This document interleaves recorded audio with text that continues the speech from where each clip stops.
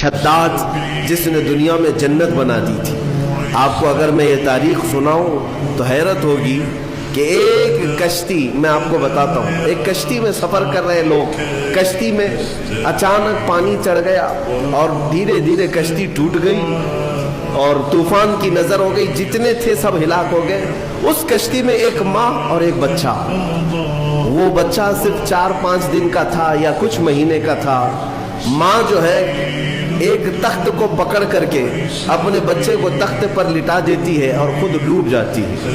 اس کشتی میں کوئی موجود نہیں رہا. ایک بچہ 4 دن کا یا 6 دن کا وہ تخت کے سہارے بہتے بہتے کنارے تک آ کر لگ گیا. ایک قافلہ وہاں سے جا رہا تھا، انہوں نے بچے کو زندہ سلامت دیکھ کر کے اٹھا لیا. آپ کو میں بتاؤں، وہ بچے کو لے جانے والے لوگ اپنے گھر پرورش کرتے ہیں اور اس بچے کو ہی شداد کہا گیا ہے. وہ جو بچہ تھا جس کی ماں بھی مر گئی، سارا قافلہ ڈوب گیا، تنہا جو بچہ کسی کے ہاں کفالت میں کسی کے زیر نگی رہا، وہ شداد تھا.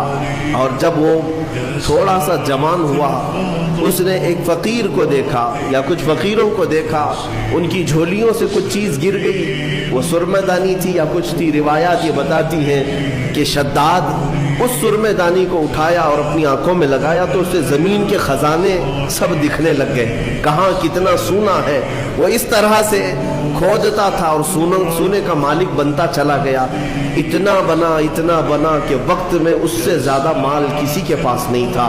پھر اس نے ایک بار اعلان یہ کر دیا کہ اب میں جو ہے سارے دنیا کو پال سکتا ہوں. اس وقت ایک درویش نے آ کر کے اس سے کہا کہ شداد، تو اپنے مال سے زکوٰۃ بھی ادا کیا کر، فقراء و مساکین کو بھی دیا کر، اللہ تعالیٰ تجھے جنت عطا کرے گا. اس نے کہا کون سی جنت ہے؟ جنت کیا ہوتی ہے؟ کہا جنت عالی شان ہے، رب تعالیٰ کی بنائی ہوئی، جس کی ایک اینٹ سونے کی تو ایک اینٹ چاندی کی، زمین زعفران سے بچھی ہوئی، بہت خوبصورت جنت کا نظارہ ہے. اگر تو خیرات کرے تو اللہ تجھے وہ بھی عطا کرے. اس نے کہا مار کر کے، ٹھٹا مار کر کے کہا ہے ایسی بھی کوئی جنت ہوتی ہے؟ اس سے بہتر جنت تو میں دنیا میں بنا دوں گا، تم اس جنت کی لالچ مجھے دے رہے ہو؟ اتنا مال تو میرے پاس ہے کہ میں خود بنا لوں جنت. اور اس نے آرڈر دیا اور عدن ایک علاقہ ہے، وہاں پر جنت بنانے کا حکم دیا.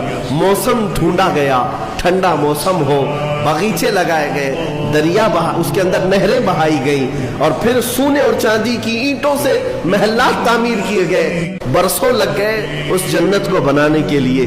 پھر وہ وقت آیا کہ جب شداد اس کی اوپننگ کے لیے اپنے گھر سے نکلا، اپنے گھوڑے پر سوار ہو کر، طاقت کا نشہ، دولت کا نشہ، غرور کہاں لے جا رہا ہے؟ دنیا میں جنت بنایا ہے.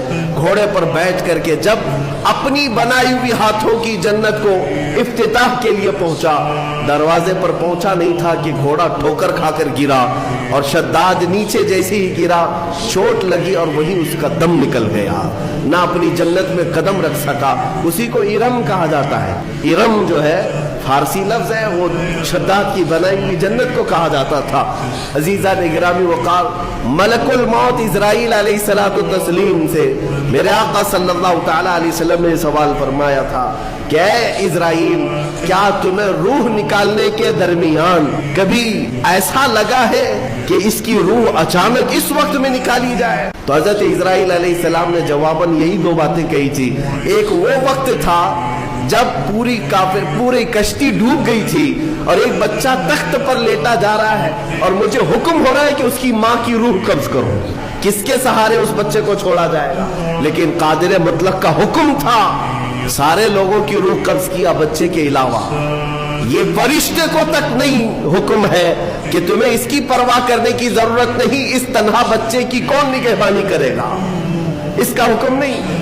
ماں کی روح قبض کر لیا. اس وقت مجھے تعجب تھا کہ اس بھرے سمندر میں اس تنہا بچے کو دیکھے گا کون؟ لیکن پھر دنیا نے دکھایا کہ اس بچے کو صرف دیکھا نہیں گیا بلکہ دنیا کا سب سے بڑا امیر بنایا گیا.